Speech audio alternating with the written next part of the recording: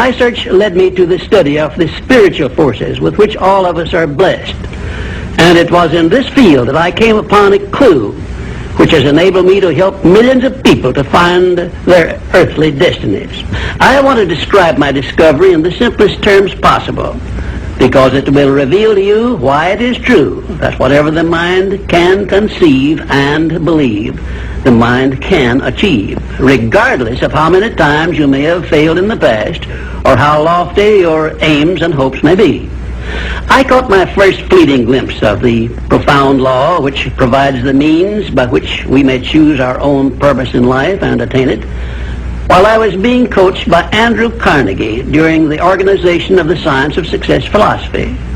I had just finished telling Mr. Carnegie that I feared he had chosen the wrong person to give the world the first practical philosophy of personal success because of my youth, my lack of education, and my lack of finances. Well, at this point, Mr. Carnegie delivered a lecture that I shall never forget, because it changed my entire life and paved the way for my helping to change the lives of millions of people, some of them not yet born.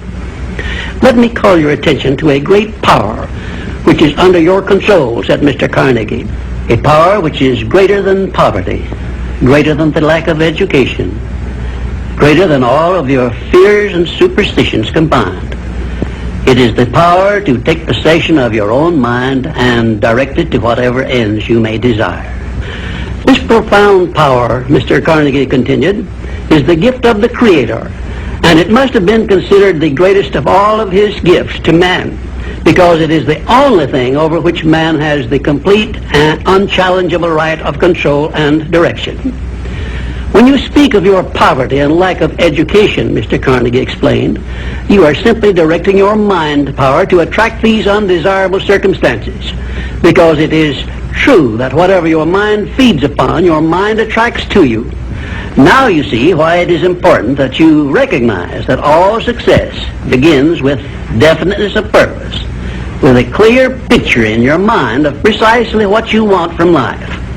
Then Mr. Carnegie continued his speech with a description of a great universal truth which made such an impact upon my mind that I began then and there to give myself a new outlook on life and set up for myself a goal so far above my previous achievements that it shocked my friends and relatives when they heard about it. Everyone, said Mr. Carnegie, comes to the earth plane blessed with the privilege of controlling his mind power and directing it to whatever ends he may choose. But, he continued, everyone brings over with him at birth the equivalent of 2 sealed envelopes, one of which is clearly labeled, the riches you may enjoy if you take possession of your own mind and direct it to ends of your own choice. And the other is labeled, the penalties you must pay if you neglect to take possession of your mind and direct it. And now let me reveal to you, said Mr. Carnegie, the contents of those 2 sealed envelopes. In the one labeled riches is this list of blessings. 1, sound health. 2, peace of mind. 3, a labor of love of your own choice. 4, freedom from fear and worry. 5, a positive mental attitude. 6, material riches of your own choice and quantity. In the sealed envelope labeled penalties, Mr. Carnegie continued, is this list of the prices one must pay for neglecting to take possession of his own mind. 1, ill health. 2, fear and worry. 3, indecision and doubt. 4, frustration and discouragement throughout life. 5, poverty and want. 6, and a whole flock of evils consisting of envy, greed, jealousy, anger, hatred, and superstition. Now, my mission in life is to help you and everyone who needs my help to open up and use the contents of the sealed envelope labeled riches.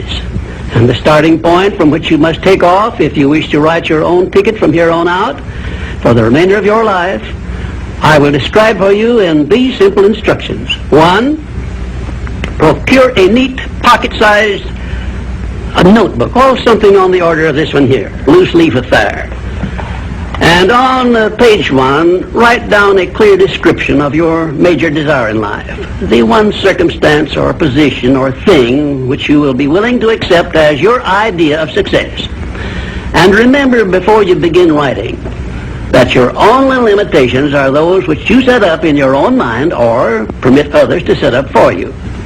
And 2, on page 2 of your notebook, write down a clear statement of precisely what you intend to give in return for that which you desire from life.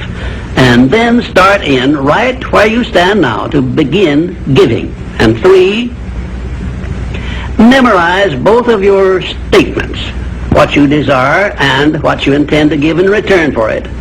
And repeat them at least a dozen times daily.